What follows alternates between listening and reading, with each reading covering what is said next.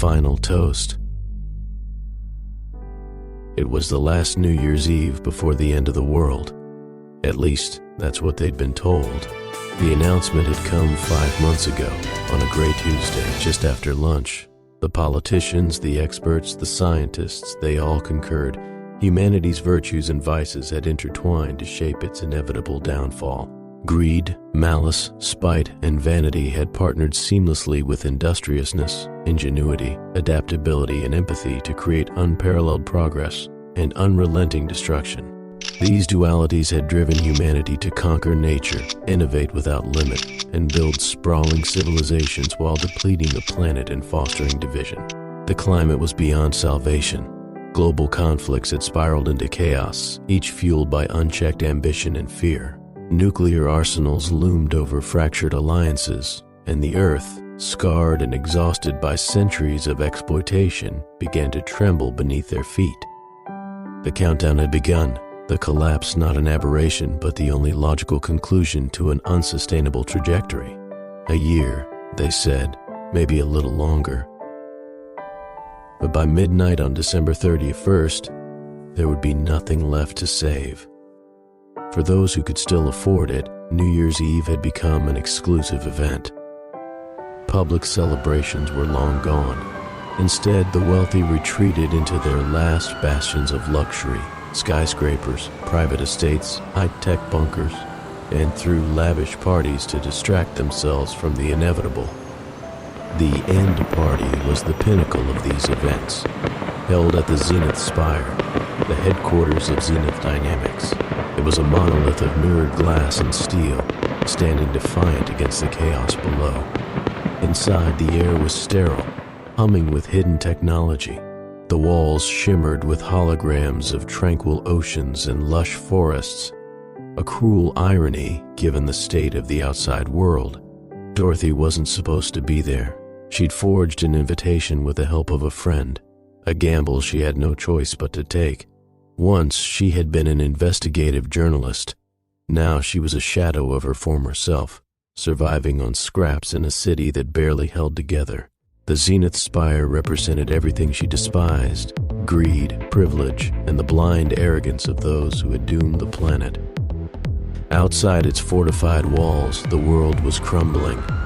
Streets once teeming with life were now desolate, choked with ash and debris. The sky hung heavy with a sickly hue, the air poisoned and unbreathable. In the ruins, the masses scavenged for survival, their voices silenced by the cold indifference of those who had retreated into their ivory towers. But tonight, she needed answers. Rumors swirled about Zenith's secretive operations. Whispers of an experiment designed to escape the apocalypse had reached her ears. If she could uncover the truth, perhaps she could make her final days mean something. The party was a grotesque display of wealth. Crystals hung from the ceiling, refracting light onto guests draped in couture. The champagne flowed freely, while an orchestra played music almost drowned out by hollow laughter. Dorothy moved through the crowd, her borrowed dress a size too tight, her heels biting into her feet. She pasted on a smile, her journalist's instincts sharp despite the mask of glamour. At 10 p.m., the tone shifted. A distorted voice boomed from the speakers, silencing the crowd. Ladies and gentlemen, welcome to the final hour. Tonight, we celebrate not just the end, but a new beginning. Zenith Dynamics has prepared a gift for you, a chance to transcend what is coming. Please, raise your glasses.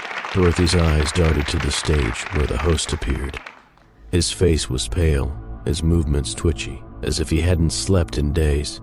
Behind him, a holographic display flickered, showing abstract patterns that seemed to shift and writhe.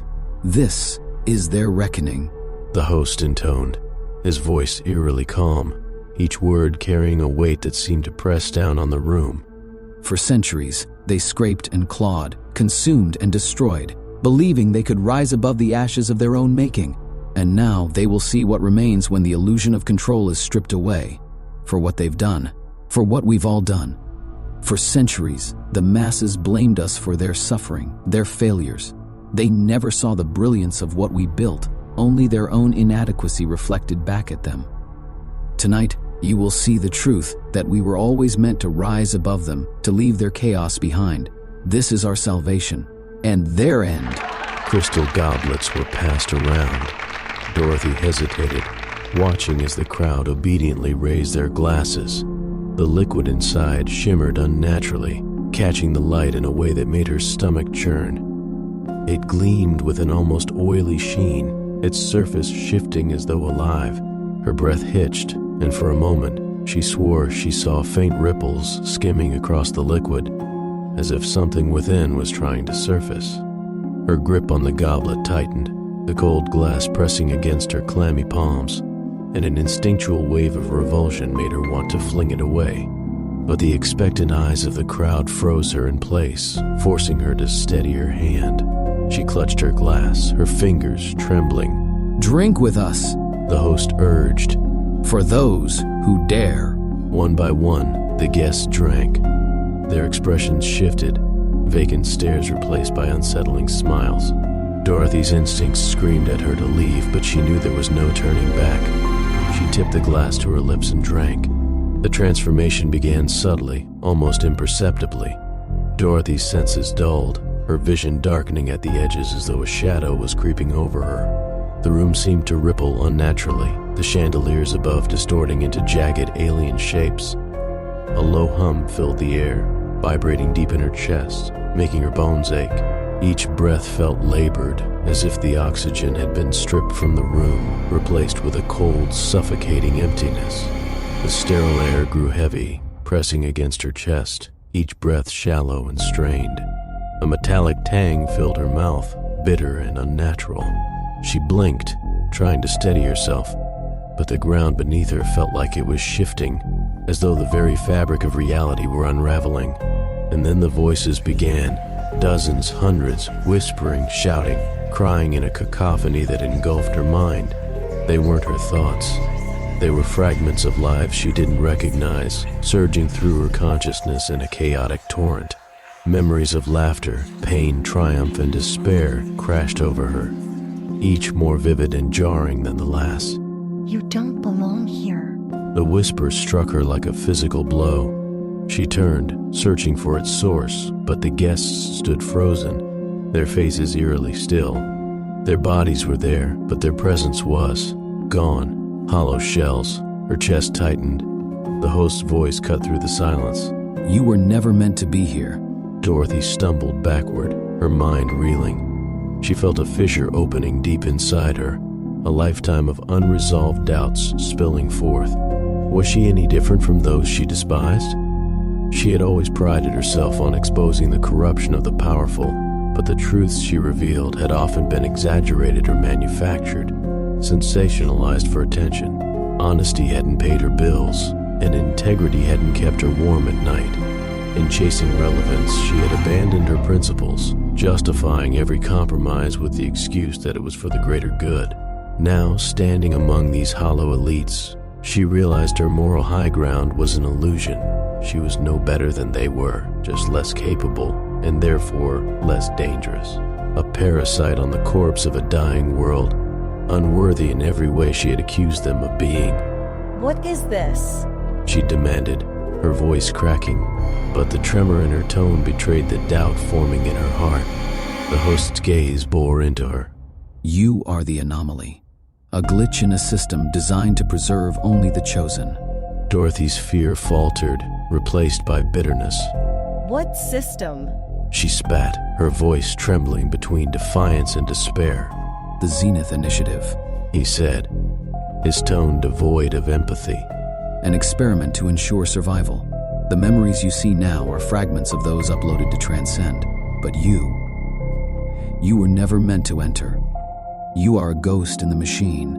Her heart raced as she glanced at the holograms around her, now showing scenes of devastation, cities crumbling, oceans boiling.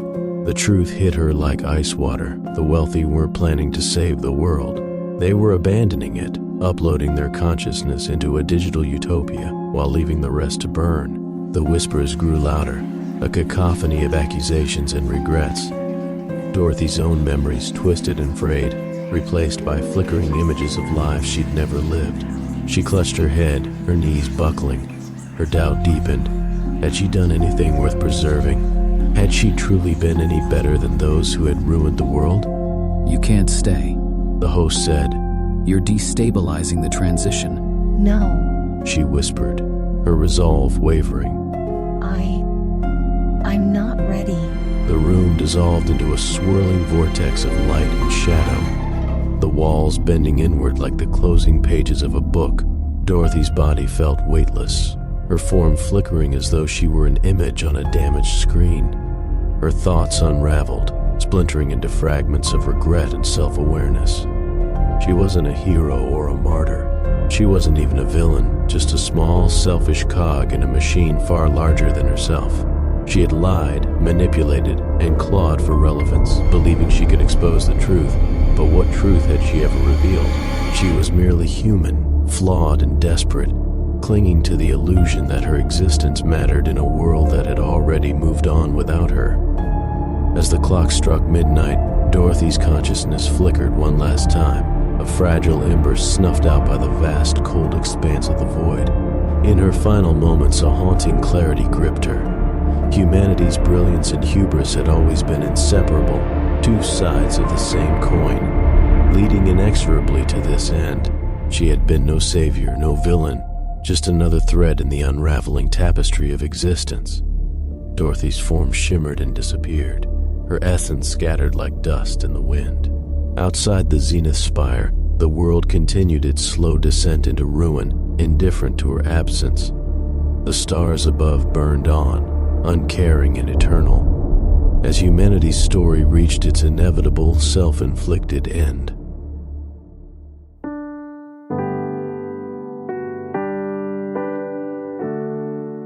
The final toast offers a quiet reflection on the fragility of human ambition and the delicate balance between creation and destruction. Dorothy's journey is a reminder that our greatest strengths, when left unchecked, can become our greatest weaknesses. Her story is not just one of endings, but of the choices and actions that bring us there. As we approach a new year, let this story remind us of the importance of empathy, reflection, and care, not just for ourselves, but for the world we share. Each choice we make, no matter how small, ripples outward and shapes the future. Thank you for joining us for another haunting tale. From all of us here at the Haunt Vault, we wish you a happy and meaningful new year. Let's make it one to remember for the right reasons. See you soon.